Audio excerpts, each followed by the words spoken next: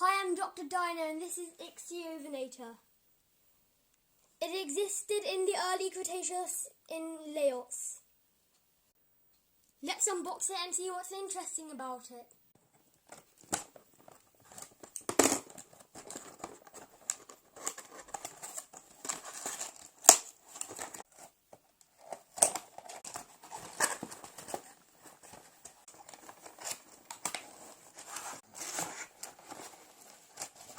Look at how the tail is in two parts. I had to put the tail on.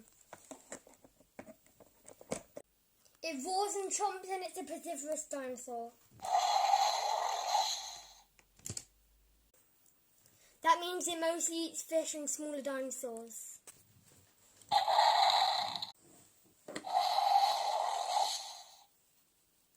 Please like and subscribe to my channel.